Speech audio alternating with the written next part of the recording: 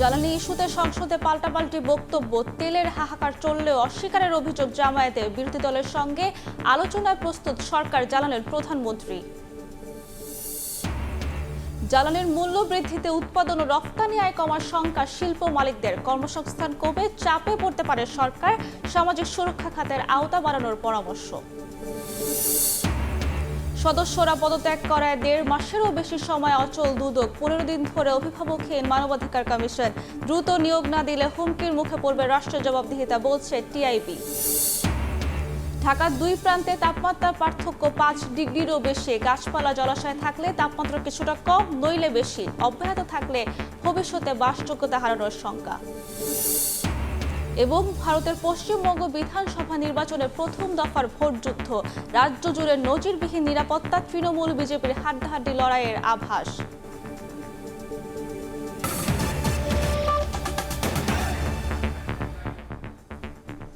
সকালের সময়ে সঙ্গে আছি আমি সাবিনা মজুমদার। জ্বালানি ইস্যুতে সংসদে পাল্টাপাল্টি বক্তব্য, সংকট নিয়ে আলোচনার জন্য বিরোধী দলকে আমন্ত্রণ জানিয়েছেন প্রধানমন্ত্রী তারেক রহমান। সংসদ অধিবেশনে সংকট সমাধানে আলোচনার জন্য বিরোধী দলীয় নেতার প্রস্তাব গ্রহণ করে প্রধানমন্ত্রী বলেন, দেশের স্বার্থে কেউ আলোচনা করতে চাইলে সরকার সবসময় প্রস্তুত।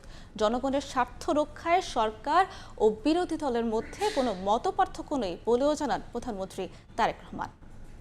3 আসন থেকে নির্বাচিত মাননীয় সদস্য জনাব সংসদের দিনের সবশেষ কার্যসূচি অনুযায়ী 68 বিধিতে জ্বালানি সংকট নিরসনের কার্যকর ও দৃশ্যমান পদক্ষেপ গ্রহণ শীর্ষক জনগুরুত্ব সম্পন্ন আলোচনা উত্থাপন করেন বিরোধী দলীয় নেতা ডাক্তার শফিকুর রহমান। পাম্পগুলোতে দীর্ঘ লাইন এবং ঘন্টার পর ঘন্টা অপেক্ষা করেও মানুষ জ্বালানি পাচ্ছে না। বলেন, সংকট সরকারের তৈরি না হলেও ব্যবস্থাপনা সঠিক না হয় জনভোগান্তি তৈরি হয়েছে।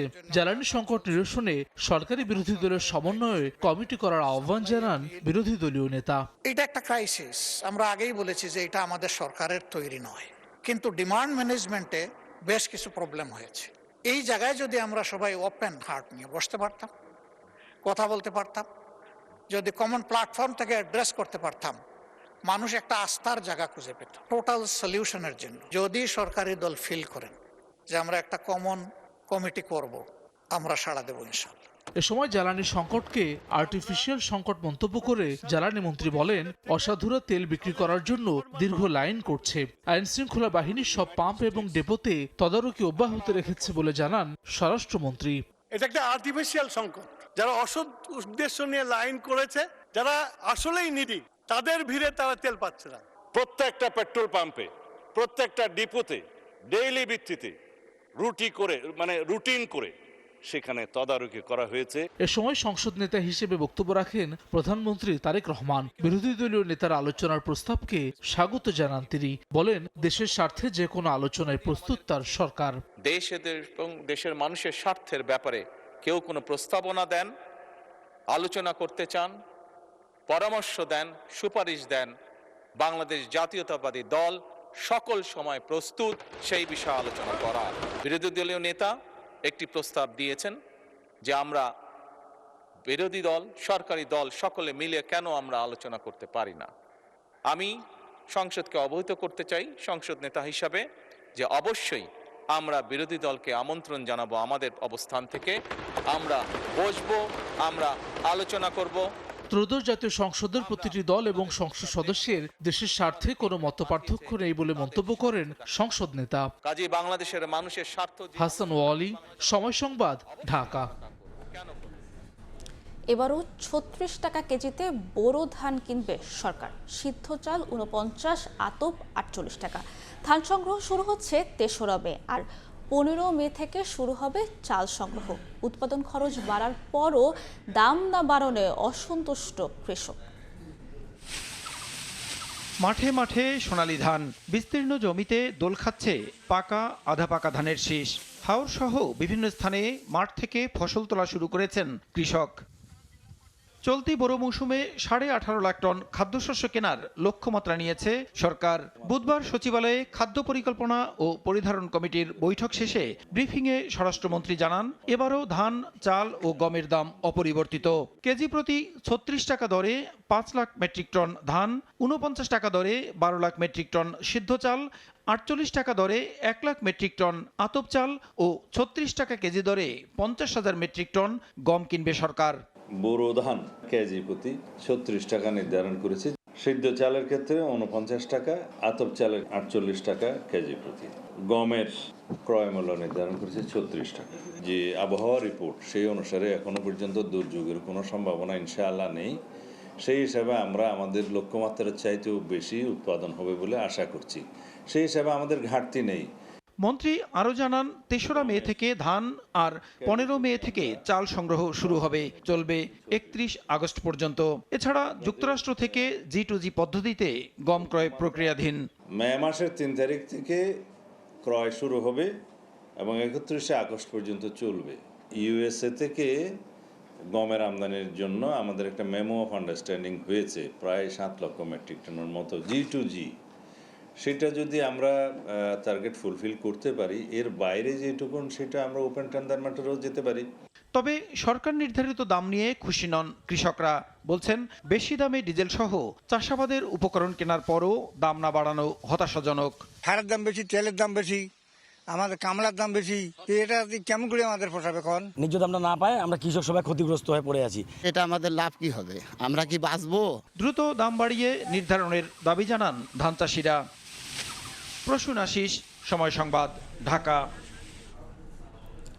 প্রথমে জ্বালানি সংকট, পরে দাম বৃদ্ধি, এই দুয়ের প্রভাবে উৎপাদন থেকে শুরু করে রফতানি আয় আরও কমার শঙ্কা তৈরি পোশাক শিল্প মালিকদের, যা কর্মসংস্থানের সুযোগ কমিয়ে সরকারকে চাপে ফেলবে বলে শঙ্কা তাদের।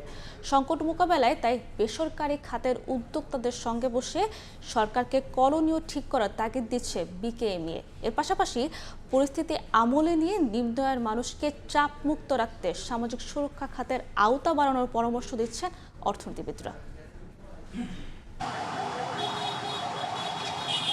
দেশের জ্বালানি তেলের সরবরাহ সংকটে পড়া দীর্ঘ অপেক্ষা অবশেষে ঠেকেছে মূল্যবৃদ্ধির স্তরে, যে মধ্যপ্রাচ্য সংঘাত আর হরমুজ প্রণালীর কৌশলগত অবস্থানে বিশ্ব অর্থনীতি মন্দার কবলে পড়তে যাচ্ছে বলে শঙ্কার বার্তা দিয়েছে IMF। সেই যুদ্ধ শেষের স্বস্তির কোনো খবর নেই ইরান যুক্তরাষ্ট্র কোনো পক্ষেই। এ অবস্থায় দীর্ঘমেয়াদী জ্বালানি সংকটে ভোগার শঙ্কায় পড়া পোশাক শিল্প মালিকরা বলছেন, পণ্য তৈরি ও সরবরাহ স্বাভাবিক রাখতে না পারলে ঝুঁকিতে পড়বে কর্মসংস্থানের সুযোগ। জ্বালানি সংকটের কারণে উৎপাদন আমাদের ব্যাহত হচ্ছে, এই জায়গাটাও কিন্তু বাইরের নলেজ আছে। ফলে বাইরে কিন্তু আমাকে কিন্তু অর্ডার প্লেসিং কমিয়ে দিয়েছে। 10 ঘন্টার ওয়ার্কিং আওয়ারে 2 ঘন্টা কিন্তু আমার লোডশেডিং গেলে আমার 20% প্রোডাকশন কিন্তু আমার ক্ষতিগ্রস্ত হয়েছে। এবং এটা যদি আরও দীর্ঘায়িত হয় তাহলে কিন্তু সংকট কিন্তু প্রকট আকার ধারণ করবে। আমার কিন্তু 2 ঘন্টা কাজ না করেও কিন্তু শ্রমিকের বেতন আমাকে দিতে হচ্ছে, আবার উৎপাদনও আমার 2 ঘন্টা কম হচ্ছে। চাপ সামলাতে সরকারকে উৎপাদনমুখী খাতের বেসরকারি শিল্প খাতের উদ্যোক্তাদের সঙ্গে বসে কৌশল ঠিক করার তাগিদ দিচ্ছেন তারা। সরকারকে সমন্বিতভাবে কাজটা করতে হবে, সবাইকে মানে সমন্বয় করে কাজ করতে হবে। সরকার বিকল্প সোর্সিং থেকে এই তেল আনার যে ব্যবস্থা সেটাকে রাখতে হবে। রিপেমেন্ট শিডিউল, ক্লাসিফিকেশনের যে রুল, এগুলিকে এই সময়ে কিছুটা স্থিমিত করা দরকার বলে আমরা মনে করি। সুতরাং এই ক্ষেত্রে বাংলাদেশ ব্যাংকে সময়োপযোগী সিদ্ধান্ত দেওয়া জরুরি। সব খাতে জ্বালানি তেলের দাম বাড়ানোর প্রভাব বিবেচনায় পণ্য মূল্য বৃদ্ধির চাপ থেকে সাধারণ মানুষকে রক্ষা করতে সামাজিক সুরক্ষার আওতা বাড়ানোর পরামর্শ দিচ্ছেন অর্থনীতিবিদরা। আমাদের এখনই হচ্ছে বিলাসী আমদানি পণ্যের ক্ষেত্রে রেস্ট্রিকশন আরোপ করা উচিত, পট জালটা বাড়ানো উচিত, এক্সপোর্টের জার্নি যাতে দ্রুত দেশে আসে সেই ব্যবস্থা করা উচিত, এবং ওভারঅল আমাদের যে নিম্ন এবং মধ্যবিত্ত শ্রেণীকে সোশ্যাল সেফটি নেটের আওতায় নিয়ে আসা এবং এটাকে আরও শক্তিশালী করা। তা না হলে আমাদেরকে এখন যে অর্থনৈতিক প্রবলেম রয়েছে, অর্থনৈতিক পেছনে রয়েছে, এটা দ্রুত সামাজিক সমস্যায় রূপ নিতে পারে। আগামীতে জ্বালানি তেলের দাম আর বাড়াতে না হয় সেই পরিকল্পনা বাস্তবায়নের পাশাপাশি উৎপাদনমুখী খাতে চাহিদা মতো জ্বালানি সরবরাহে সরকারকে বিশেষ গুরুত্ব দেওয়ার তাগিদ সংশ্লিষ্টদের। অন্তরা সেন, সময় সংবাদ, ঢাকা। ডিজেল সংকটে ইরি বোরো ধানের ফলন ব্যাহত হওয়ার আশঙ্কা দেখা দিয়েছে সাতক্ষীরায়। রয়েছে কালবৈশাখী ঝড়ের আতঙ্ক। এতে আর্থিক ক্ষতির মুখে পড়ার উৎকণ্ঠায় দিন কাটছে কৃষকদের। যদিও বোরো ধান চাষের লক্ষ্যমাত্রা ছাড়িয়ে গেছে উল্লেখ করে কৃষি কর্মকর্তা জানালেন, তেল সংকট নিরসনের চেষ্টা চলছে। সাতক্ষীরা থেকে সাগর হোসেনের ছবি নিয়ে মমতাজ আহমেদ বাপির রিপোর্ট। সাতক্ষীরা জেলার কৃষি সম্প্রসারণ অধিদপ্তরের তথ্য, শস্য ভাণ্ডার খ্যাত সাতক্ষীরার 7 উপজেলায় ডিজেল সংকটের প্রভাব পড়েছে কৃষি খাতে। চলতি মৌসুমে জেলায় ৮২,৩35 হেক্টর জমিতে বোরো ধানের চাষ হচ্ছে। এর মধ্যে ৫১,৫৩৭ হেক্টর জমিতে চলছে ডিজেল চালিত সেচ পাম্প। কিন্তু জ্বালানি সংকটের কারণে এসব পাম্প সচল রাখা কঠিন হয়ে পড়েছে। অতিরিক্ত দামে তেল কিনেও ধানের শীষ আসার গুরুত্বপূর্ণ সময়ে সেচ দেওয়া সম্ভব হচ্ছে না বলে জানান নিরুপায় কৃষক। সেই সঙ্গে রয়েছে কাল বৈশাখী ঝড়ের তাণ্ডব। যেখানে যাচ্ছি সেখানে পাম্পে তেল নেই, দোকানে গেলে বলে তেল নেই। আমরা পাম্পে গেলে তেল দেয় না, 200 টাকা আর 100 টাকা তেল দিতে মাঠের অবস্থা দেখতেছেন। তেল না পাওয়ার কারণে আমাদের জমিতে তো আমরা সেভাবে পানি দিতে পারছি না। ডিজি আইডি কার্ড, ফটোকপি সবাই বলছি যে দে যাও, দেখি তেলের লাইন করে তা কিচ্ছু আসছে না। পানির ব্যবস্থা না হয় তো ধান ফলবে না, সিটি হয়ে যাবে। সরকারের কাছে আবেদন, আমাদের এই তেল সংকটের একটু যেন ব্যবস্থা করে দেয় অতি শিগগিরই। এই অবস্থায় জ্বালানি সংকট মেটানোর চেষ্টা করা হচ্ছে বলে জানিয়েছে স্থানীয় কৃষি বিভাগ। ইতিমধ্যে আমাদের কৃষকরা যারা ডিজেল চালিত মেশিন আছে তাদের জন্য আমরা কিছু বিভাগ যারা কৃষকের কৃষি কর্মকর্তা যারা আছেন তাদের প্রদানের মাধ্যমে আমরা কিন্তু এই তেলের ব্যবস্থা, ডিজেলের ব্যবস্থা করে দিচ্ছি। জেলা কৃষি সম্প্রসারণ বিভাগ বলছে, ডিজেলের কারণে কৃষকদের কষ্ট হলেও সম্প্রতি বৃষ্টির ফলে ফলনে ক্ষতির সম্ভাবনা নেই। সরকার প্রচেষ্টা চালাচ্ছে, তেল সরবরাহের জন্য যথেষ্ট তাদের আন্তরিকতা রয়েছে এবং আমাদের প্রশাসনও এ ব্যাপারে কাজ করছে। আমরাও সবসময় তৎপর আছি। আশা করি আমাদের গ্রহণ আমরা সাতক্ষীরাকে নির্বিঘ্নে উৎপাদন করতে পারব। জেলা কৃষি সম্প্রসারণ অধিদপ্তরের তথ্য, সাতক্ষীরায় বোরো ধান চাষের লক্ষ্যমাত্রা এবার বেড়ে দাঁড়িয়েছে ৮২,৭৩৫ হেক্টরে। আর উৎপাদন লক্ষ্যমাত্রা ধরা হয়েছে ৩,৪০,০০০ মেট্রিক টন। সময় সংবাদ, সাতক্ষীরা। রাতের আকাশে দেখা মিলবে উল্কাবৃষ্টি, গ্রহের অবস্থান পরিবর্তন আর উজ্জ্বল নক্ষত্রের অপূর্ব সমাবেশ।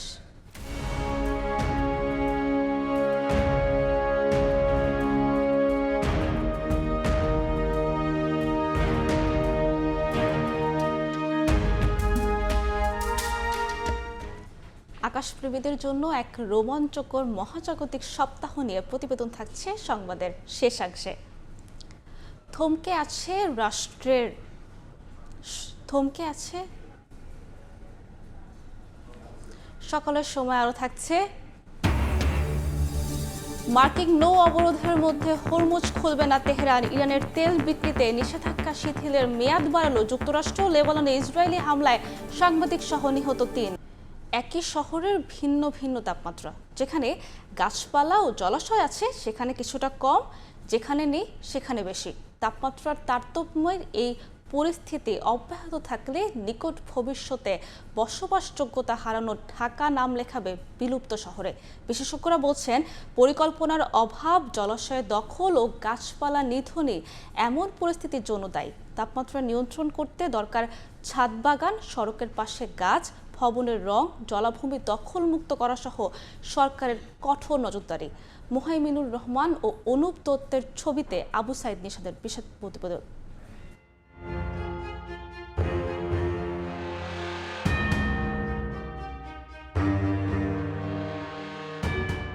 একদিকে সবুজের সমারোহ ও পাখির কলরবে মুখরিত বোটানিক্যাল গার্ডেন, চিড়িয়াখানা, অন্যদিকে আকাশচুম্বী ভবনে ঘেরা মিরপুর 10 নম্বর।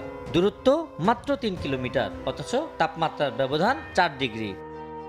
যেখানে গাছ ও জলাশয় আছে সেখানকার চেয়ে যেখানে নেই সেখানে তাপমাত্রা তুলনামূলক বেশি। ক্যাপসের গবেষণা প্রতিবেদন অনুযায়ী গত 7 বছরে গড়ে দক্ষিণ সিটিতে 4 ও উত্তর সিটিতে 3 ডিগ্রি তাপমাত্রা বেড়েছে। এর কারণ গাছপালা ও জলাশয় দখল করে গড়ে ওঠা শিল্পায়ন ও নগরায়ন। ঢাকার এক প্রান্তে সর্বনিম্ন তাপমাত্রা বোটানিক্যাল গার্ডেন এলাকায়, আর সর্বোচ্চ তাপমাত্রা মতিঝিল ও তেজগাঁওয়ে। পার্থক্য 7 ডিগ্রিরও বেশি। গাছপালা, জলাশয়, লেক থাকায় উত্তরা 18 নম্বর সেক্টর, চিড়িয়াখানা, রমনা, সংসদ ভবন এলাকার তাপমাত্রার চাইতে মিরপুর 2, 10, কারওয়ানবাজার, তেজগাঁও, মতিঝিল এলাকার তাপমাত্রা অনেক বেশি। শিল্প কারখানা, এসি নির্ভর বহুতল ভবন, মেট্রো রেল, এলিভেটেড এক্সপ্রেসওয়ের মতো স্থাপনা থাকায় এসব এলাকার তাপ অসহনীয় পর্যায়ে চলে গেছে। এদিকে তাপমাত্রা বৃদ্ধিতে দিন দিন দুর্বিষহ হয়ে উঠেছে জনজীবন। দেখা দিচ্ছে বিরূপ প্রতিক্রিয়া, কমে যাচ্ছে খেটে খাওয়া মানুষ ও কর্মজীবীদের কর্মদক্ষতাও, বাড়ছে হিট স্ট্রোকের ঝুঁকি। অনেক গরমে কাজ করতে অসুস্থ হয়ে উঠছে। এত বিল্ডিং থাকা যেত না ঢাকা শহরে, কমাইন লাগবো মানুষ বাঁচতে হইলে। নদীগুলো আস্তে আস্তে ভরাট হয়ে যাচ্ছে, গাছ কেটে ফেলতেছে, গাছ লাগানোর কোনো উপায় নাই। তাপমাত্রা নিয়ন্ত্রণে গাছ ও জলাশয় রক্ষায় রাষ্ট্রীয় পদক্ষেপ না নিলে নিকট ভবিষ্যতেই বাসযোগ্যতা হারানো ঢাকা বিলুপ্ত শহরে পরিণত হবে বলে শঙ্কা বিশেষজ্ঞদের। এই শহরে তো পরিকল্পনা করেই আমরা কি দেখা যাচ্ছে যে সবুজ ধ্বংস করলাম, এমন অবস্থা চলে গেছে ঢাকা শহরে চাইলেও হঠাৎ করে আর এই যে আমরা এই ভুলটাকে শুধরানোর সুযোগ নেই। তারপরে এখন যতটুকু সবুজ আছে, যতটুকু ওয়াটার বডি আছে সেটা আমাদের রক্ষা করা উচিত। ঢাকা শহর ইতিমধ্যেই যে বসবাসযোগ্য শহরের তালিকা একদম নিচের দিকে আছে, তখন এটিকে আর তালিকাতে রাখতে হবে না। ধ্বংসপ্রাপ্ত নগরীর, অ্যাবান্ডেন্ট নগরীর যে তালিকা হবে সেই তালিকায় ঢাকা হতে চলে যেতে পারে। ঢাকার তাপমাত্রা নিয়ন্ত্রণে ছাদ বাগান, সড়কের পাশে গাছ লাগানো সহ একগুচ্ছ পরামর্শ দিলেন পরিবেশ বিশেষজ্ঞ। প্রত্যেকটা ভবন, সেটা আবাসিক হোক বা কমার্শিয়াল হোক, সেগুলোর ছাদগুলোকে যদি আমরা ছাদ বাগান করে ঢেকে দিতে পারি, তো ঢাকাকে যদি আমরা হোয়াইট সিটি বলি, তাহলে কিন্তু একটা ব্র্যান্ডিংও তৈরি হবে। এবং এটা শুধু ব্র্যান্ডিং না, এটার ফলে আমরা কিন্তু তাপমাত্রা কমিয়ে ফেলতে পারবো। তাপমাত্রা নিয়ন্ত্রণে এখনই পদক্ষেপ না নিলে অচিরেই তাপ 50 ডিগ্রি ছাড়িয়ে যাওয়ার আভাস পরিবেশবিদদের। একই শহরের ভিতরে ভিন্ন ভিন্ন তাপমাত্রা এখনও ভারসাম্য বজায় রাখায় মানুষ টিকে থাকার সুযোগ পাচ্ছে। কিন্তু এই প্রাকৃতিক ভারসাম্য যদি হারিয়ে যায়, তাহলে ঢাকা হয়ে উঠবে জ্বলন্ত অগ্নিকুণ্ডে। এতে তীব্র তাপদাহে যেমন জনজীবন হবে বিপর্যস্ত, তেমনি বাড়বে প্রাণনাশের আশঙ্কা। তাই যেখানে নদী নালা, খালবিল এবং সবুজায়ন রয়েছে, সেগুলো সংরক্ষণের পাশাপাশি যেখানে নেই সেখানে নিতে হবে দ্রুত বিকল্প ব্যবস্থা। তা না হলে বসবাসের যোগ্যতা হারানো ঢাকা পরিণত হবে ধ্বংসস্তূপে। আবু সাইদ নিশান, সময় সংবাদ, ঢাকা। থমকে আছে রাষ্ট্রের দুই স্বায়ত্তশাসিত প্রতিষ্ঠান দুর্নীতি দমন কমিশন ও জাতীয় মানবাধিকার কমিশন। কমিশন সদস্যরা পদত্যাগ করায় 1.5 মাসেরও বেশি সময় ধরে অচল দুদক আর 15 দিন ধরে অভিভাবকহীন মানবাধিকার কমিশন। টিআইবি বলছে, দ্রুত কমিশন নিয়োগ না দিলে হুমকির মুখে পড়বে রাষ্ট্রের জবাবদিহিতা। তাসলিম তৌহিদের প্রতিবেদন। হামের টিকা কেনায় অন্তর্বর্তী সরকারের অনিয়ম নিয়ে যখন সরব গোটা দেশ, জোরালো হচ্ছে তদন্তের দাবি। তবে যারা করবে তদন্ত, সেই দুর্নীতি দমন কমিশনই এখন অচল। জুলাই গণ অভ্যুত্থান পরবর্তী স্বাস্থ্য খাতে বরাদ্দে অনিয়মের তথ্য জমা পড়লেও শীর্ষপদ শূন্য থাকায় কোনো সিদ্ধান্ত নিতে পারছে না সংস্থাটি। বিএনপি সরকার দায়িত্ব গ্রহণের পর গত 3 মার্চ আব্দুল মোমিনের নেতৃত্বে দুদকের 3 সদস্যের কমিশন পদত্যাগ করে। ফলে থমকে গেছে শেখ হাসিনা পরিবার সহ অন্তত 3000 ভিআইপির বিরুদ্ধে চলমান মামলা বা তদন্ত পরবর্তী সব কার্যক্রম। দুর্নীতি দমনের কোনো সংস্থাই তো এখন নাই, দুর্নীতি দমন হবে কি করে? সেই জায়গায় সরকারের যে কমিটমেন্ট, সরকারের যে আন্তরিকতা দুর্নীতি দমন সংক্রান্তে, সেই জায়গায় তো আপনার স্বাভাবিকভাবে সন্দেহের সৃষ্টি হয়। দুর্নীতি যারা করছেন তাদের জন্য মহা সুযোগ যাচ্ছে আর কি। গত 9 এপ্রিল জাতীয় সংসদে অন্তর্বর্তী সরকারের অধ্যাদেশ বাতিলের পর পদত্যাগ করেন মানবাধিকার কমিশনের সদস্যরাও। ফলে 15 দিন ধরে শীর্ষ নেতৃত্ব না থাকায় থমকে আছে নতুন কোনো অভিযোগের তদন্ত বা শুনানি। বিশেষজ্ঞরা বলছেন, ভুক্তভোগীদের অধিকার নিশ্চিতে ছাড় দিয়ে হলেও কমিশনকে সচল করতে হবে। ন্যাশনাল হিউম্যান রাইটস কমিশন 2025-এর যেই পরিবর্তন সহ অ্যামেন্ডমেন্ট সহ যে প্রস্তাবটা আসছে, সেটা আলোকে আরও শক্তিশালী করতে পারে, আরও কার্যকরী করতে পারে। নিশ্চয়ই এই সরকার সেই প্রস্তাব রাখতেই পারে, কিন্তু 2009-এ যেন ফিরে না যায়। টিআইবি মনে করে, স্বচ্ছতা ও জবাবদিহিতা নিশ্চিতের রক্ষা কবচ দুদক ও মানবাধিকার কমিশন অচল থাকলে ক্ষতিগ্রস্ত হবে রাষ্ট্র। ভিত্তিমূলগুলো যে এই প্রতিষ্ঠানগুলো, তো এরা যখন অকার্যকর থাকে তখন সেই জবাবদিহিতার সম্ভাবনাটা পদদলিত হয়। সেটাই হতে যাচ্ছে, দুর্ভাগ্যজনক, কিন্তু আমি মোটেও অবাক হই না। আমাদের রাজনৈতিক সংস্কৃতিতে কোনো ইতিবাচক শিক্ষা জুলাই আন্দোলন থেকে গ্রহণ করা হয়েছে, এটি আমি কখনো শুরু থেকে দেখি না। রাষ্ট্রের এই দুই গুরুত্বপূর্ণ সংস্থাকে নতুন অধ্যাদেশ কিংবা পুরনো আইনে যেভাবে হোক যোগ্য ও সাহসী নেতৃত্ব নিয়োগ দেওয়ার দাবি জানান বিশেষজ্ঞরা। তাসলিম তৌহিদ, সময় সংবাদ, ঢাকা। সকালের সময় আরও থাকছে। চট্টগ্রামে সিরিজ নির্ধারণী শেষ ওয়ানডেতে আজ নিউজিল্যান্ডের মুখোমুখি হবে বাংলাদেশ। জয়ের ব্যাপারে আশাবাদী শন টেইট, নাহিদ রানার উপর পূর্ণ আস্থা পেস বোলিং কোচের। উন্নত জীবনের আশায় অবৈধভাবে ইতালি পাড়ি দিতে গিয়ে 18 দিন ধরে খোঁজ নেই মাদারীপুরের আলভির। লিবিয়ার বন্দিশালায় আটকে নির্যাতন করে পরিবার থেকে 43 লাখ টাকা আদায় করে দালাল চক্র। পরে যোগাযোগ বন্ধ করে দেয় মাফিয়া চক্র। সন্তানকে ফেরত পেতে ভিটে মাটি বিক্রি করে মুক্তিপণ দিয়ে এখন অসহায় পরিবার। পুলিশ বলছে বিষয়টি গুরুত্ব সহকারে তদন্ত করে নেওয়া হচ্ছে ব্যবস্থা। সঞ্জয় কর্মকার অভিজিতের রিপোর্ট, ছবি তুলেছেন শাহাদাত আকন। বিয়ের 12 বছরের মাথায় কোলজুড়ে আসে সন্তান, কিন্তু সেই আদরের একমাত্র ছেলে কোথায় আছে আর কেমন আছে জানে না মা মেরিনা বেগম। বন্ধ হয়ে গেছে খাওয়া দাওয়া, বাবাও বাকরুদ্ধ। মাদারীপুর সদর উপজেলার কুন্তিপাড়া গ্রামের ইমদাদ খানের ছেলে আলবি খানকে সরাসরি বিমানে করে ইতালি নেয়ার প্রলোভন দেখায় মানব পাচারকারী চক্রের সক্রিয় সদস্য ডাসার উপজেলার ধুলক গ্রামের রাতুল হাওলাদার। 21 লাখ টাকায় চুক্তি হলে গত বছরের 15 অক্টোবর পুরো টাকা পরিশোধ করে আলভির পরিবার। 19 অক্টোবর আলভিকে আকাশপথে সৌদি আরব নিয়ে যায় রাতুল সহ দালাল চক্রের সদস্যরা। পরে সেখান থেকে তাকে লিবিয়ায় নিয়ে বন্দী করা হয়। নির্যাতন করে অডিও কলে পরিবার থেকে চাওয়া হয় মুক্তিপণ। ভিটেমাটি বিক্রি আর চড়া সুদে টাকা সংগ্রহ করে 4 নভেম্বর 22 লাখ টাকা মুক্তিপণ দেয় ভুক্তভোগীর পরিবার। পরে আরো মুক্তিপণ চাওয়া হলে অস্বীকৃতি জানানো হয়। ক্ষিপ্ত হয়ে 4 এপ্রিল থেকে আলবির সঙ্গে পরিবারের যোগাযোগ বিচ্ছিন্ন করে দেয় দালাল চক্র। আমার আব্বা আমার বিয়ার 12 বছর পরে আমার আল্লাহ ঢুক দিছে। আপনাদের কাছে আমার সন্তান চাই, আপনারা আমার সন্তান আইনা দিবেন। মাফিয়াকে ধরতে চাই, মাফিয়াকে শাস্তি চাই। আমার ভাগ্নাসকে প্রায় 18-20 দিন ধরে নিখোঁজ, তার আমরা সন্তান চাই। এটাই আমাদের কাছে, প্রশাসনের কাছে এটাই আমাদের দাবি। টাকা পয়সা অনেক হাতে নিছে, নেওয়ার পরে এখন আর টাকা পয়সা দিতে পারতাছি না, এখন আর যোগাযোগও নাই। এখন কোথায় আছে সন্তান চাই। পুলিশ বলছে মানব পাচারের ঘটনাটি গুরুত্ব সহকারে দেখা হচ্ছে। দোষীদের বিরুদ্ধে নেওয়া হবে আইনি ব্যবস্থা। এই অভিযোগগুলো আছে সেগুলো আমরা অত্যন্ত গুরুত্ব সহকারে তদন্ত করি এবং দোষীদের বিরুদ্ধে কিন্তু আইনগত ব্যবস্থা নেই। তো সেক্ষেত্রে আমাদের কোনো তদন্তে কোনো ধরনের গাফিলতি আমরা রাখি না। আমরা সর্বোচ্চ সেবাটুকু দেওয়ার জন্য চেষ্টা করি। নিরুপায় হয়ে আলভির বাবা বাদী হয়ে 19 এপ্রিল রাতুল সহ 6 জনের নামে মানব পাচার আইনে মামলা করেন। পরে গ্রেপ্তার হয় প্রধান অভিযুক্ত। সঞ্জয় কর্মকার অভিজিৎ, সময় সংবাদ, মাদারীপুর। দৃশ্যমান হতে শুরু করেছে চুয়াডাঙ্গা বিসিক শিল্পনগরীর কার্যক্রম। শুরু হয়েছে কারখানা নির্মাণ ও পণ্য উৎপাদন। এতে বাড়ছে আঞ্চলিক কর্মসংস্থানের সুযোগ। শিগগিরই প্লট বরাদ্দ শেষ করতে চায় বিসিক। তৈরি হচ্ছে কর্মসংস্থানের সুযোগও।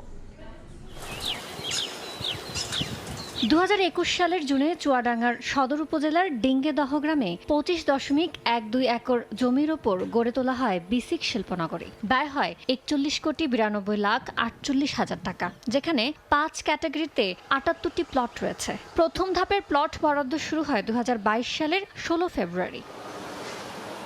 এরই মধ্যে 36 জন উদ্যোক্তা কিনেছেন 43টি প্লট। প্রতি শতক প্লটের দাম ধরা হয়েছে 2,10,000 টাকা। যদি ফ্যাক্টরিগুলো সব চালু হয় তাহলে মানুষের একটা কর্মসংস্থান হবে, আমাদের দেশের উন্নতি হবে। আমাদের চুয়াডাঙ্গায় বিসিক শিল্পনগরী যদি এইভাবে উন্নয়ন হতে থাকে তাহলে ইনশাল্লাহ এলাকার কর্মসংস্থানও ভালো হবে। সরকার ভালোভাবে একটু নজর দেয় তাহলে মোটামুটি অনেক বেকারত্ব দূর হবে। বাংলাদেশের চারি সাইডেই কিন্তু এখন চুয়াডাঙ্গা থেকে অনেক সুন্দর ব্যবস্থা যোগাযোগের।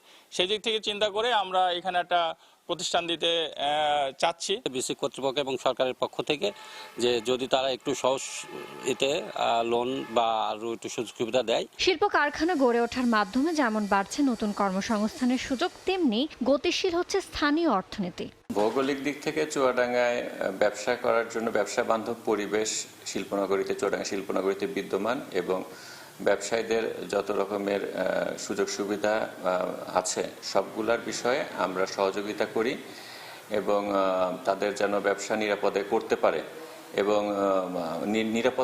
নিরাপত্তার যে বিষয়টা সেই বিষয়ে আমি জানামাত্র পদক্ষেপ গ্রহণ করি। শিল্পায়নের সব সুবিধা থাকায় দ্রুতই বাকি প্লটগুলো উদ্যোক্তাদের কাছে হস্তান্তর করা সম্ভব হবে বলে মনে করেন বিসিক কর্তৃপক্ষ।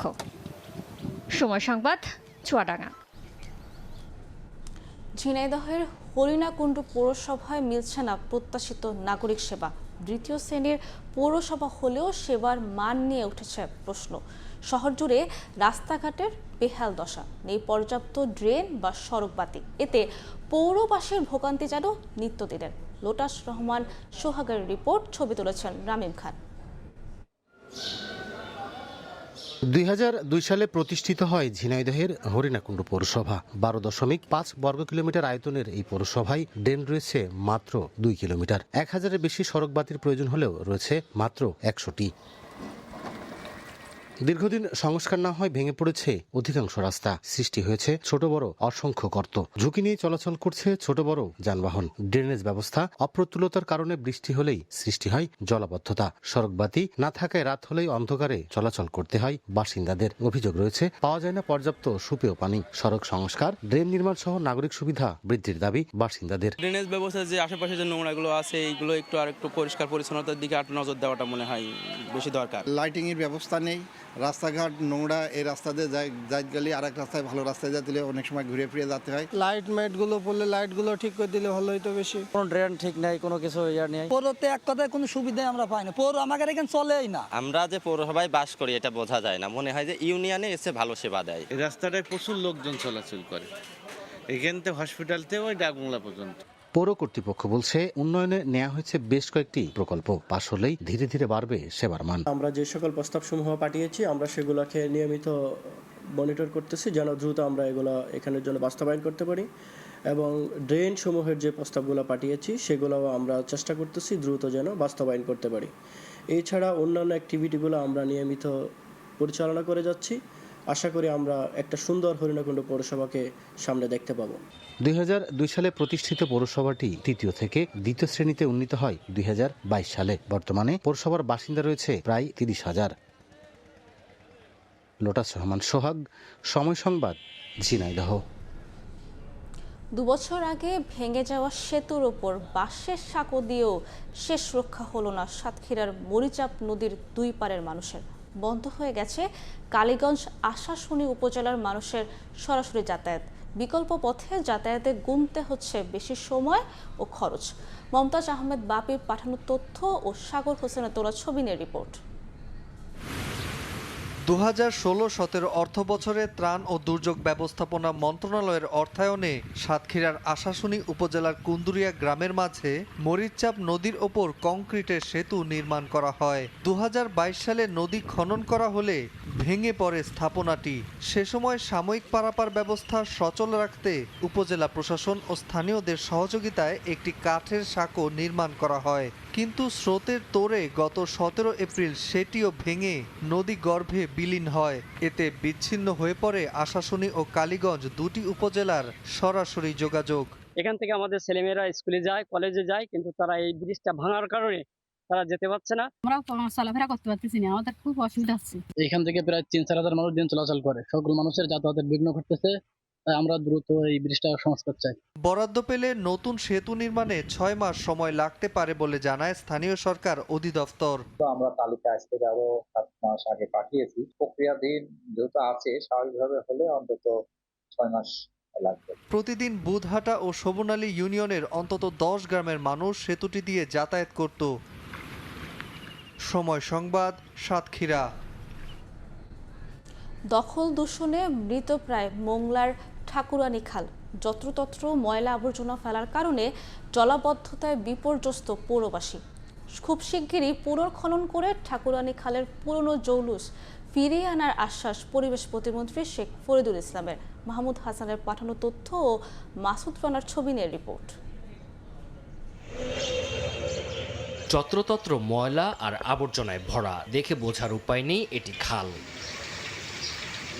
স্থানীয়রা জানান, দখল দূষণে জরাজীর্ণ বাগেরহাটের মোংলার ঠাকুরানী খাল 40 থেকে 50 জন প্রভাবশালী দুই পাড় দখল করে অবৈধভাবে দোকানপাট, বহুতল ভবন ও কাঁচা পাকা ঘর নির্মাণ করায় পানি প্রবাহ বাধাগ্রস্ত হচ্ছে। এছাড়া ময়লা আবর্জনা ফেলায় জলাবদ্ধতা আর মশার উপদ্রবে দুর্বিষহ জীবন। খালটি দখলমুক্ত ও পুনঃখননের এলাকাবাসী দাবি জানিয়ে আসলেও কোনো পদক্ষেপ না নেওয়ার অভিযোগ প্রশাসনের বিরুদ্ধে। খালকে এমন ভাবে দখল করছে যেটা আপনার মনে করেন তারা পাকা ভবন করে ফেলছে। কারোর যে আপনি কেটে তারপরে সেখান থেকে আবার সেটাকে পুনর্খনন করা যাবে এরকম কোনো সুযোগ তারা রাখে নাই। কাঁচরা মাছরা ফালাই বুঝে গেছে। দ্বিতীয় কথা, এই খালে এখন পাশ দিয়ে ওঠা যায় না, গন্ধর ঠেলায়। এখানে বাড়িওয়ালারা আছেন, অনেক ব্যবসায়িকরা আছেন যারা দখল করে বসে আছেন, যার কারণে এই ময়লা আবর্জনাগুলো এখান থেকে যেতে পারেন না। পারি না পানি ছড়াইতে, পারি না বর্ষার সময় আমরা ডুবে মরি। বর্ষার সময় কোনো রকমের কোনো কিছু করা যাচ্ছে না, সব আমাদের ঘরে পানি উঠে যাচ্ছে। এখনই খনন না করা হয় তাহলে আগামী দিনে পৌরবাসীর জন্য মহা দুর্যোগে পরিণত হবে। বৃষ্টির সময় তো মানুষ টেকতেই পারে না, অনেক বাড়ি ঘরে পানি উঠে যায়, এই খাল থেকে পানি বেরোতে পারে না, সুইচ গেট বন্ধ করে দেয়, মানে বিধি কিস্তি অবস্থা। এ অবস্থায় জলাবদ্ধতা নিরসন ও খালের নাব্যতা ফিরিয়ে আনতে পরিকল্পনা গ্রহণ করা হয়েছে জানিয়েছেন পরিবেশ প্রতিমন্ত্রী। এখানে কিছু জিনিসের ডিমার্কেশনের ব্যাপার আছে, আর যেহেতু কিছু দখল হয়েছে, তারপরে প্রতিরক্ষিত জায়গাটাকে অনেকে দাবি করতেছে, তো সেইগুলো নিয়ে নিষ্পত্তি করে যত দ্রুত সম্ভব আমরা চাই সফলভাবে এটাকে সম্পন্ন করতে, যাতে এই মোংলা পৌরসভার যে পানির যে প্রবাহ, বিশেষ করে ড্রেনেজ ব্যবস্থা বা অন্য এটার সঙ্গে যুক্ত, চেষ্টা করবো আমরা খুব দ্রুত সম্পর্কে করার জন্য। মংলা ঘষিয়াখালী চ্যানেল পর্যন্ত বিস্তৃত খালটির দৈর্ঘ্য প্রায় 10 কিলোমিটার। সময় সংবাদ, মংলা। ভারতের পশ্চিমবঙ্গে বিধানসভা নির্বাচনে প্রথম দফার ভোট গ্রহণ চলছে আজ। প্রথম পর্বে উত্তরবঙ্গ ও দক্ষিণের কয়েকটি জেলার 152টি আসনে ভোট দিচ্ছেন ভোটাররা। নির্বাচনের প্রথম ধাপে তৃণমূল কংগ্রেস, বিজেপি, কংগ্রেস, সিপিআইএম সহ একাধিক দল মাঠে সক্রিয় রয়েছে। ক্ষমতাসীন তৃণমূল কংগ্রেস, যার নেতৃত্বে আছেন মমতা বন্দ্যোপাধ্যায়, তারা চতুর্থবারের মতো ক্ষমতায় ফেরার লক্ষ্য নিয়ে ভোটে অংশ নিচ্ছে। অন্যদিকে বিজেপি রাজ্য সরকার গঠনের আশায় জোর প্রচার চালাচ্ছে, যদিও গত নির্বাচনে তারা প্রধান বিরোধী শক্তি হিসেবে সীমাবদ্ধ ছিল। 2 ধাপে অনুষ্ঠিত এই নির্বাচনের ফল ঘোষণা করা হবে আগামী 4 মে। পশ্চিমবঙ্গের পাশাপাশি দেশটির তামিলনাড়ুতে চলছে বিধানসভা নির্বাচনের ভোট গ্রহণ।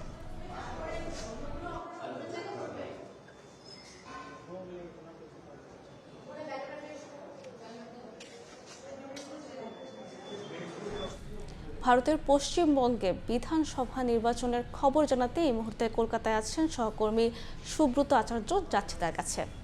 দেখুন, একেবারেই শান্তিপূর্ণভাবে স্থানীয় সময় সকাল 7টা থেকে ভোট গ্রহণ শুরু হয়। আপনারা জানেন যে এই 2 দফার ভোটের প্রথম দফায় আজকে থেকে যে ভোটটা শুরু হয়েছে সেটি 152টি আসন। এর মধ্যে উত্তরবঙ্গের 8টি আসন এবং দক্ষিণবঙ্গ সহ জঙ্গলমহলের 8টি আসন রয়েছে।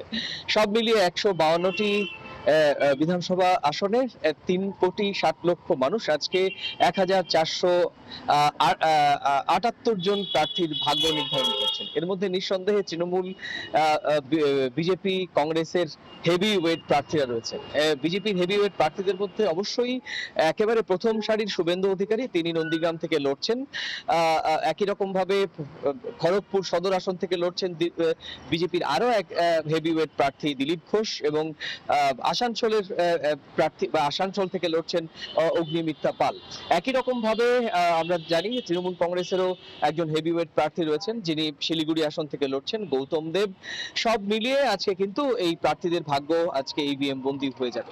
সকাল থেকে আপনি জানেন যে দক্ষিণবঙ্গে তীব্র দাবদাহ শুরু হয়েছে। দক্ষিণবঙ্গের জেলাগুলোতে এমনিই স্বাভাবিকের চেয়ে বেশি তাপমাত্রা রয়েছে, যে কারণেই সকাল কোনো ভোট কেন্দ্রের বাইরে আমরা দেখেছি যে প্রায় ভোর থেকেই লম্বা লাইনে দাঁড়িয়ে মানুষ গণতান্ত্রিক অধিকার প্রয়োগের জন্য অপেক্ষা করেছেন, এবং সুষ্ঠুভাবে এখনো পর্যন্ত কোনো ইভিএম বা অন্যান্য ধরনের কোনো অশান্তির খবর কিন্তু আমরা পাওয়া যায়নি। ইতিমধ্যে ভোট দিয়েছেন শুভেন্দু অধিকারী, ভোট দিয়েছেন মুর্শিদাবাদের অন্যতম আরেক আলোচিত প্রার্থী জনতা উন্নয়ন পার্টির প্রার্থী হুমায়ুন কবির, ইতিমধ্যেই ভোট দিয়েছেন গৌতম দেব সহ যারা যে হেভিওয়েট প্রার্থীদের কথা বললাম প্রত্যেকেই ভোট দিয়েছে।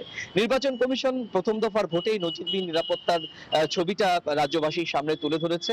আপনি জানেন যে প্রায় 2,40,000-এরও বেশি সংখ্যক কেন্দ্রীয় বাহিনী মোতায়েন রয়েছে।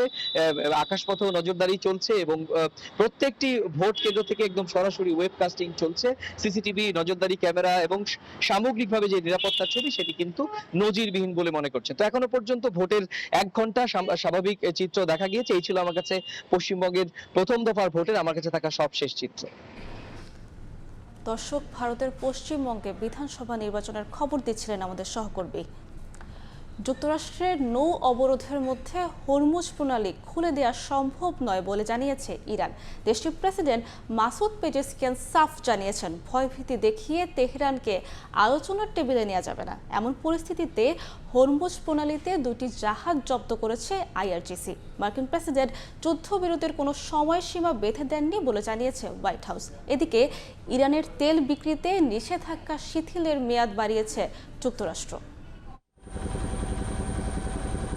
মার্কিন প্রেসিডেন্ট ডোনাল্ড ট্রাম্পের যুদ্ধবিরতি ঘোষণার পরই হরমুজ প্রণালীতে 2টি জাহাজ জব্দ করে ইরানের বিপ্লবী গার্ড বাহিনী আইআরজিসি। তারা জানায়, আটককৃত জাহাজ দুটির একটি ইসরায়েল সংশ্লিষ্ট। আইআরজিসির দাবি, জাহাজগুলো সামুদ্রিক আইন লঙ্ঘন করে এবং নেভিগেশন সিস্টেম অচল করে জলসীমা অতিক্রমের চেষ্টা করছিল। আটকের পর জাহাজ দুটিকে তল্লাশির জন্য ইরানি উপকূলে নিয়ে যাওয়া হয়েছে। চলমান নৌ অবরোধ ও মার্কিন হুমকির কড়া সমালোচনা করেছেন ইরানের প্রেসিডেন্ট মাসুদ পেজেশকিয়ান। বুধবার সামাজিক যোগাযোগ মাধ্যমে দেয়া পোস্টে তিনি বলেন, ওয়াশিংটনের প্রতিশ্রুতি ভঙ্গ এবং সমুদ্রপথে এই অবরোধই শান্তি আলোচনার পথে প্রধান বাধা। পেজেশকিয়ান সাফ জানান, হুমকি দিয়ে ইরানকে আলোচনার টেবিলে নেওয়া সম্ভব নয়। একই সুরে কথা বলেছেন ইরানের পার্লামেন্ট স্পিকার বাগের গালিবাফ। তিনি সামাজিক মাধ্যম এক্সে লিখেন, যুক্তরাষ্ট্রের যুদ্ধবিরতি লঙ্ঘনের মধ্যে হরমুজ প্রণালী খুলে দেয়া অসম্ভব। অন্যদিকে ইরানের পররাষ্ট্র মন্ত্রণালয়ের মুখপাত্র ইসমাইল বাঘাই পাকিস্তানের মধ্যস্থতা প্রচেষ্টাকে সাধুবাদ জানিয়েছেন। বুধবার এক সংবাদ সম্মেলনে তিনি বলেন, যে কোনো আগ্রাসন মোকাবিলায় ইরানের সশস্ত্র বাহিনী সর্বোচ্চ সতর্ক অবস্থানে রয়েছে এবং তারা প্রতিটি রাজনৈতিক ও যুদ্ধক্ষেত্রের পরিস্থিতির উপর নজর রাখছে। এদিকে হোয়াইট হাউস প্রেস সচিব ক্যারোলাইন লেভিট এক সংবাদ সম্মেলনে জানান, প্রেসিডেন্ট ট্রাম্প পাকিস্তানের অনুরোধে সামরিক হামলা স্থগিতের মেয়াদ বাড়িয়েছেন, তবে এর জন্য কোনো নির্দিষ্ট সময়সীমা দেননি তিনি। The president has not set a firm deadline to receive an Iranian proposal, unlike some of the reporting I've seen today.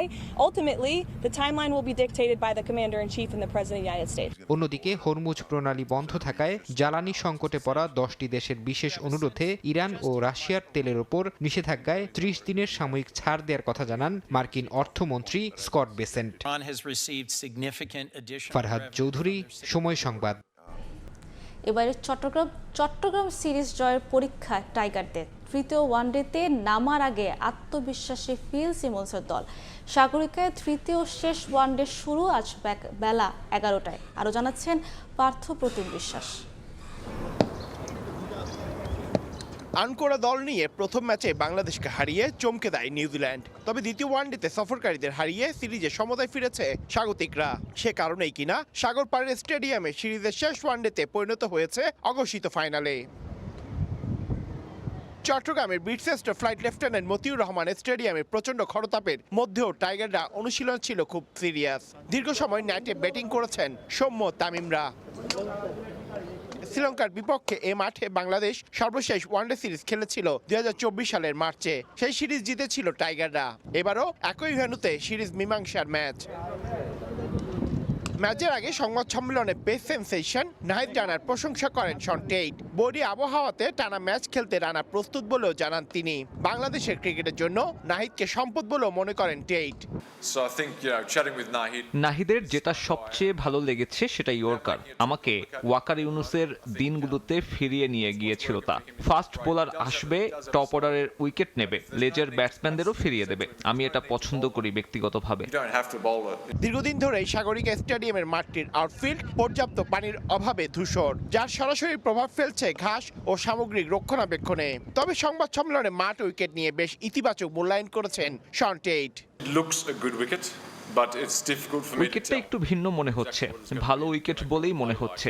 আমি পিচ বিশেষজ্ঞ নই, তবে ভালোই দেখাচ্ছে। সাধারণত চট্টগ্রামের উইকেট ব্যাটিং সহায়ক হয়, মাঝে মাঝে বল নিচু হয়ে থাকে।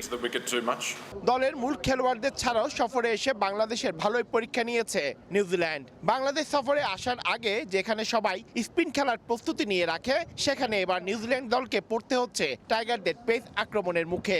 পেসারদের আধিপত্যের কথা স্বীকার করলেন নিউজিল্যান্ড দলও। বাংলাদেশের বর্তমানে খুব ভালো একটি পেস ইউনিট এবং কিছু বিশ্বমানের বোলার আছে। গত ম্যাচে নাহিদ রানা দারুণ বল করেছে, আবার মোস্তাফিজের মতো অভিজ্ঞ ক্রিকেটাররাও দলে আছে। তাদের বিপক্ষে লড়াইটা সহজ হবে না। we'll put our best foot forward tomorrow. সাগর পাড়ের মাঠে বাংলাদেশ ওয়ানডে খেলেছে 31টি, জিতেছে 19টি এবং হেরেছে 12টিতে। নিউজিল্যান্ডের বিপক্ষে খেলেছে একটি, সেটা 18 বছর আগে 2008 সালে সেই ম্যাচে জিতেছিল নিউজিল্যান্ড। পার্থপ্রতিম বিশ্বাস, সময় সংবাদ, চট্টগ্রাম। প্রথমবারের মতো বাংলাদেশ দলে ডাক পেয়ে রোমাঞ্চিত pace bowling allrounder Abdul Gaffar Saqlain অধিনায়ক লিটন দাসের কাছ থেকে পেয়েছেন শুভকামনা। লাল সবুজের জার্সিতে সেরাটা দিয়ে নির্বাচকদের আস্থার প্রতিদান দিতে চান 28 বছর বয়সী এই ক্রিকেটার। রাজশাহীতে বিসিএল এর লঙ্গার ভার্সন নিয়ে ব্যস্ততার মাঝেই পেয়েছিলেন স্বপ্ন পূরণের খবরটা। লাল সবুজের জার্সিতে খেলার খবর পেয়ে রোমাঞ্চিত pace bowling allrounder Abdul Gaffar Saqlain অন্য সবার মতো বয়সভিত্তিক ক্রিকেট দিয়ে নয়, বরং সাকলাইনের শুরু হয়েছিল টেপ টেনিস ক্রিকেট দিয়ে। সবশেষ বিপিএলে রাজশাহী ওয়ারিয়র্সের হয়ে দুর্দান্ত পারফরমেন্সের পুরস্কার পেলেন নিউজিল্যান্ডের বিপক্ষে প্রথম 2 টি-20-র দলে সুযোগ পেয়ে। বাংলাদেশ দলে ডাক পাওয়ার পর অধিনায়ক লিটন দাস ফোন করে শুভেচ্ছা জানিয়েছেন সাকলাইনকে। এ অনুভূতি তার কাছে বিশেষ। বাবা নেই, মা ভালোবেসে পরামর্শ দিয়েছেন পা যেন সবসময় মাটিতেই থাকে। আল্লাহর কাছে শুকরিয়া যে আল্লাহ পাক, আমি নামটা দিয়ে খুব খুশি হয়েছি, আল্লাহ পাক যেমন একটা সুযোগ দিয়েছেন। ফোন দিয়েছিলাম, আমাদের সাথে কথা হয়েছে যে ইনশাল্লাহ দেখা হবে। আম্মু একটাই কথা বলছেন যে বেশি এক্সাইটেড যাতে না থাকি, অনেক লম্বা যেতে হবে, সুযোগ যেতে এসেছে কাজে লাগানোর চেষ্টা করব, বাকিটা আল্লাহ পাকের ইচ্ছা। গত বছর এশিয়া কাপ রাইজিং স্টারসে বাংলাদেশ এ দলের হয়ে খেলেছেন। পেস বোলিংয়ের পাশাপাশি দ্রুত গতিতে রান তোলাতেও পারদর্শী সৈয়দপুরের এই ক্রিকেটার অভিষেক স্মরণীয় করে রেখে দিতে চান নির্বাচকদের আস্থার প্রতিদান। মুস্তাফিজ তাসকিনদের বিশ্রামে রেখে তাকে যে সুযোগ দেওয়া হয়েছে সেটা মাঠে প্রমাণ করতে চান 28 বছর বয়সী এই ক্রিকেটার। মুখিয়ে আছেন মুস্তাফিজের কাছ থেকে অভিজ্ঞতা শেয়ারের জন্য। প্রত্যেকটা প্লেয়ারই চায় যে নিজের দেশকে রিপ্রেজেন্ট করতে, তো আমার ক্ষেত্রে কোনো ব্যতিক্রম না। যেহেতু সুযোগ পেয়েছি তো চেষ্টা করবো ইনশাল্লাহ আমি আমার বেস্ট দেওয়ার। যেহেতু বড়বারে নেই তো চেষ্টা করবো ওনাদের জায়গাটা ফুলফিল আপ করার, বাকিটা আল্লাহ পাকের ইচ্ছা। প্রিয় শিষ্যের জাতীয় দলের সুযোগ পায় গর্বিত নর্থ জোনের কোচ হান্নান সরকার। টি-20 দলে মুস্তাফিজ তাসকিনদের বিশ্রামে রেখে সাকলাইন রিপনদের মতো নতুনদের বিসিবির সাহসী সিদ্ধান্ত হিসেবে দেখছেন তিনি। তার বোলিং ভেরিয়েশন বা তার বোলিংয়ের যে অ্যাবিলিটি, সেটার সঙ্গে ব্যাটিংয়ের এই যে কিছু পাওয়ার হিটিং অ্যাবিলিটি, সেটা ইনক্লুড হয়েই কিন্তু টিমে ইনক্লুড করা। সো আমার মনে হয় যে ভালো একজন অলরাউন্ডার অপশন হিসেবে সে নিজেকে ডোমেস্টিক ক্রিকেটে প্রমাণ করেছে। এখন আমরা অপেক্ষায় যে আসলে ইন্টারন্যাশনাল কেমন করে সেটা দেখতে হবে। যেই পারফরমেন্সের কারণে আজকে দলে চান্স পেয়েছেন, সেই পারফরমেন্সটার সঙ্গে আমি খুব অতপ্রতভাবে জড়িত ছিলাম, যেহেতু বিপিএল এর পারফরমেন্সটা এখানে কাউন্ট করা হয়েছে। সো অবশ্যই তো ভালো লাগা কাজ করে। 2028 সালে অস্ট্রেলিয়া ও নিউজিল্যান্ডে অনুষ্ঠেয় টি-20 বিশ্বকাপ সামনে রেখে বোর্ডের এমন সিদ্ধান্তকে ইতিবাচক বলে মনে করেন হান্নান সরকার। টি-20 ওয়ার্ল্ড কাপের জন্য আমাদের হাতে 2 বছর প্রায় সময় রয়েছে। সো সেই জায়গা থেকে এখন কিছু জায়গায় হয়তো চিন্তাভাবনা সিলেক্টররা করা শুরু করেছেন ফর লং রানে। এটা একটা রাইট সিদ্ধান্ত আমার জায়গা থেকে যদি আমি বলি, অ্যাজ এ কোচ বলেন, ফরমার সিলেক্টর বলেন, সেই জায়গা থেকে আমার মনে হয় খুব ভালো একটা মুভ। পারভিন আক্তার, সময় সংবাদ। বাংলাদেশের আকাশপ্রেমীদের জন্য শুরু হয়েছে এক রোমাঞ্চকর মহাজাগতিক সপ্তাহ। এপ্রিলের শেষ ভাগ জুড়ে রাতের আকাশে দেখা মিলবে উল্কাবৃষ্টি, গ্রহের অবস্থান পরিবর্তন আর উজ্জ্বল নক্ষত্রের অপূর্ব সমাবেশ। বিস্তারিত তাসনিয়া নিশাত মিমের প্রতিবেদন। এপ্রিলের শেষার্ধে যেন নতুন করে সেজে উঠেছে রাতের আকাশ। গ্রহের কুচকাওয়াজ আর পূর্ণিমার রেশ কাটতে না কাটতেই শুরু হয়েছে এক অনন্য মহাজাগতিক আয়োজন। এই সময়ের সবচেয়ে বড় আকর্ষণ লাইডিড উল্কাপাত। প্রতি বছরের মতো এবারও পৃথিবী অতিক্রম করছে থ্যাচার নামের একটি ধূমকেতুর ফেলে যাওয়া ধূলিকণার মেঘ, আর তাতেই সৃষ্টি হচ্ছে চোখ ধাঁধানো উল্কাবৃষ্টি। মহাকাশ গবেষকদের মতে আকাশ মেঘমুক্ত থাকলে প্রতি ঘন্টায় 10 থেকে 20টি পর্যন্ত উজ্জ্বল উল্কা দেখা যেতে পারে। ধূমকেতু যখন চলে যায় তার লেজের থেকে কিছু অংশ আমাদের সৌরজগতের মধ্যে থেকে যায়। তো পৃথিবীর কক্ষপথে যখন ওই অঞ্চলের ভিতর দিয়ে যায়, ওই লেজের এই টুকরোগুলো, তখন আমরা আকাশের একটা নির্দিষ্ট স্থান থেকে উল্কাপাত দেখতে পাই। উল্কাগুলোর যে যখন পৃথিবীর বায়ুমণ্ডলের সাথে যখন এগুলো পুড়ে যায় আঘাতে, তখন এর যে সময়টা খুবই কম, মানে অনেক অল্প সময়ের জন্য। তো আমাদের যেহেতু এখানে আলোর দূষণ আছে এবং লাইট পলিউশন যেটা আমরা বলি, বা আলোর এর কারণে হয়তো আমরা ওটা মিস করে যাব। শহরের কোলাহল আর আলো দূষণ থেকে একটু দূরে খোলা আকাশের নিচে দাঁড়ালেই চোখে পড়তে পারে এই উল্কার ঝলকানি। বিশেষ করে মধ্যরাতের পর থেকে ভোর পর্যন্ত সময়টাই সবচেয়ে ভালো পর্যবেক্ষণের জন্য। ক্ষণিকের এই আলোর ঝলক আসলে মহাকাশের এক স্বাভাবিক প্রক্রিয়া, যা চোখের সামনে ঘটে মাত্র কয়েক সেকেন্ডে। মহাকাশের ক্ষুদ্র কণার এই জ্বলে ওঠা আমাদের মনে করিয়ে দেয় মহাবিশ্ব আসলে কতটা বিশাল আর রহস্যময়। সব মিলিয়ে এপ্রিলের এই সময়টা শুধু জ্যোতির্বিজ্ঞানীদের জন্য নয়, সাধারণ দর্শকদের জন্য হয়ে উঠতে পারে এক অনন্য অভিজ্ঞতা। একটু সময় নিয়ে আকাশের দিকে তাকালেই মিলবে মহাবিশ্বের এক অপূর্ব আয়োজন। অনেক অন্ধকার জায়গায় গিয়ে অনেকক্ষণ ধরে অপেক্ষা করতে হয়, তার চোখও যাতে অন্ধকারের সাথে অ্যাডজাস্ট করে। তারপরে একসময় হঠাৎ করে আসতে শুরু করে উল্কাপাতগুলো, কারণ ওগুলো অনেক ব্রাইট না। মাঝে মাঝে হঠাৎ হয়তো খুব ফ্ল্যাশ হতে পারে, বাট নর্মালি হচ্ছে অনেক ক্ষীণ আসলে। আকাশ পরিষ্কার থাকলে এই সুযোগ হাতছাড়া না করার পরামর্শ দিচ্ছেন বিশেষজ্ঞরা, কারণ প্রকৃতির এই মহাজাগতিক আয়োজন খুব অল্প সময়ের জন্যই দৃশ্যমান থাকে। তাসনিয়া নিশাত, মিম, সময় সংবাদ, ঢাকা। এ পর্যায়ে শীর্ষ সংবাদগুলো জানিয়ে দিচ্ছি আরেকবার। জ্বালানি ইস্যুতে সংসদে পাল্টাপাল্টি বক্তব্য, তেলের হাহাকার চললে অস্বীকারের অভিযোগ জামায়াতের। বিরোধী দলের সঙ্গে আলোচনায় প্রস্তুত সরকার, জানালেন প্রধানমন্ত্রী। জ্বালানির মূল্য বৃদ্ধিতে উৎপাদন ও রপ্তানি আয় কমার শঙ্কা শিল্প মালিকদের। কর্মসংস্থান কমে চাপে পড়তে পারে সরকার, সামাজিক সুরক্ষা খাতের আওতা বাড়ানোর পরামর্শ। এবং সদস্যরা পদত্যাগ করা 1.5 মাসেরও বেশি সময় অচল দুদক। 15 দিন ধরে অভিভাবকহীন মানবাধিকার কমিশন। দ্রুত নিয়োগ না দিলে হুমকির মুখে পড়বে রাষ্ট্রের জবাবদিহিতা, বলছে টিআইবি।